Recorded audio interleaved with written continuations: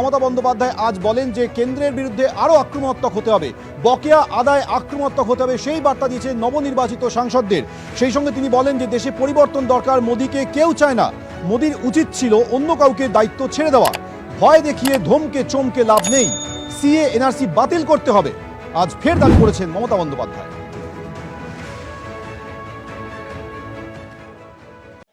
আমাদের যারা লোকসভার সংসদ হয়েছে, রাজ্যসভার এমপিরাও আজকে ছিলেন, জেলা প্রেসিডেন্টরাও ছিলেন, চেয়ারম্যানরাও ছিলেন এবং কিছু কয়েকজন খুব এফেক্টিভ অ্যান্ড অ্যাক্টিভ লিডার। আমি আপনাদের কাছে এটাই বলবো যে সারা পৃথিবীরটা আমায় খোঁজ নিতে হবে। অনেক ছোট ছোট প্রান্তর তো আছে যেখানে হয়তো শুধু মহিলা পরিচালিতও হতে পারে, কিন্তু ভারতবর্ষের বুকে আমাদের মহিলা ইলেক্টেড সংসদের সংখ্যাটা হচ্ছে 38%। একজন শুধু আমরা লস করেছি, তাকে জোর করে হারানো হয়েছে 2-3 হাজার ভোটে, এবং সেটাও ইলেকশন কমিশনের দয়ায় 3-4 সিট আমাদের হারানো হয়েছে। যেমন আপনারা যদি মেদিনীপুর পূর্বের রেজাল্ট দেখেন, টোটালটাই লুট করা হয়েছে, টোটালটাই লুট। ডিএম চেঞ্জ করেছে, আইসিগুলো চেঞ্জ করেছে, পুলিশের সেন্ট্রাল ফোর্স দিয়ে টোটালটাই রেড করা হয়েছে। মনে হচ্ছে যেন একটা আইসোলেটেড লুটেরা দ্বীপ তৈরি হয়েছে লুট করবার, টাকা পয়সা থেকে শুরু করে জনগণের ভোট। যাই হোক, একটা কথা আপনারা কেউ কেউ ভুলভাল বলছেন, আমি একটু কারেক্ট করে দিতে চাই। লোকসভা ইলেকশন আর বিধানসভা ইলেকশনের মধ্যে পার্থক্য আছে। 2019 লোকসভা ইলেকশনে আমরা 161টা সিটে অ্যাসেম্বলিতে এগিয়েছিলাম, যদিও it is not comparable because of parliament election something different and assembly election, এটা বাংলার জন্য। আর বিজেপি এগিয়েছিল কিন্তু 121টা সিটে। এবারে অনেক জায়গায় মিথ্যে কথা বলছে বা খাওয়াচ্ছে, এবং আপনারা সেটা গদগদ করে দেখাচ্ছেন, এখনো লজ্জা হয়নি। এবারে 2024 ইলেকশনে 192টা সিটে আমরা এগিয়ে আছি, যেটা আমরা ছিলাম 19-এ 161টা, 64টা না, আমার কাছে আছে 161টা, আমি রেকর্ড ছাড়া বলবো না।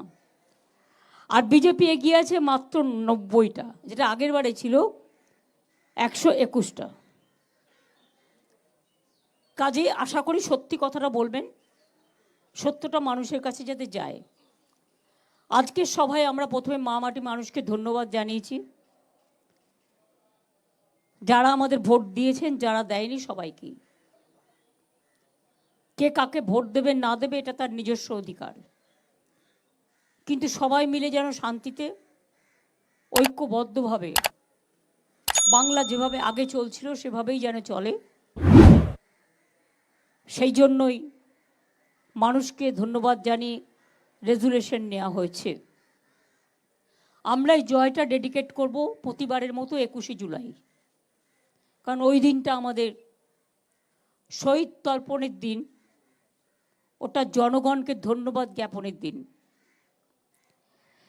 এছাড়াও মনে রাখবেন, আমি আর একটা জিনিস মনে করি, মোদিবাবুর হারটা এটা কিন্তু আপনারা তো কেউ এক্সপেক্ট করেননি। ইভেন সাট্টা বাজার, শেয়ার বাজার, এতে বড় স্ক্যাম হয়ে গেছে। এক্সিট পোলের মধ্যে দিয়ে কখনো বা ইলেকশন ডিক্লেয়ার হওয়ার আগেই আপনারা ইলেকশন ডিক্লেয়ার করে দিয়েছেন। It's a big crime. এটা নিয়েও আমরাও ভাবনা করছি যে আমরা আইনের পথে যেতে পারি কিনা। আমরা আমাদের এমপিদের পরিষ্কার বলেছি যে আমাদের পারফরমেন্স, আমরা বসে থাকার জন্য যাচ্ছি না, এবং এটা কেউ ভাববেন না ইন্ডিয়া আজকে স্টেক করেনি বলে কাল করবে না। We are waiting and watching the situation. Country needs change. মোদিকে কেউ চায় না। এত বড় হারের পরেও মোদিবাবুর উচিত ছিল এটা অন্য কাউকে ছেড়ে দেওয়া। আর এটা নয় শুধু ভয় দেখিয়ে চমকে ধমকে 2/3 মেজরিটি দেখিয়ে সকল 147 জনকে তাড়িয়ে দিয়ে যে কোনো বিল পাশ করে দেবে। আমরা মনে করি এনআরসি নিয়ে আলোচনা চাইবে আমাদের লোকেরা এবং এনআরসি বাতিল করতে হবে। নিউ গভর্নমেন্টের কাছে আমাদের নিউ গভর্নমেন্ট আলটিমেটলি ইন্ডিয়ারই হবে, বাট যে কোনো দিন থাকে একটু সামলাতে দিন, একটু দেখতে দিন নিজেদের কাকে কতটা সন্তুষ্ট রাখতে পারছে। এনডিএ আর ইন্ডিয়ার মধ্যে তফাৎ কি জানেন? এনডিএতে যে টিমগুলো আছে সবার প্রতি আমার রেসপেক্ট আছে, বাট ওদের চাওয়াটাও বেশি আছে। কিন্তু ইন্ডিয়াতে যারা আছে আমরা কিছু চাই না, আমরা শুধু মানুষের ভালো চাই, দেশের ভালো চাই। তাই মনে রাখবেন, we are dedicated and determined. সেই জন্য let us wait and watch. পারফরমেন্সে একদিনের জন্যও গভর্নমেন্ট থাকলে NRC CAA uniform civil code যেগুলো গাইড জোরে পাশ করা হয়েছে, एनआरसी के खिलाफ में एनआरसी बिल कैंसिल करना पड़ेगा। क्या कैंसिल करना पड़ेगा? क्या में मेरे को सुझाव है, पहले डीएम का पास था, जो डीएम का पास कोई अपील करते तो डीएम उसको सर्वे करके करा देता है, ये उसका अधिकार है।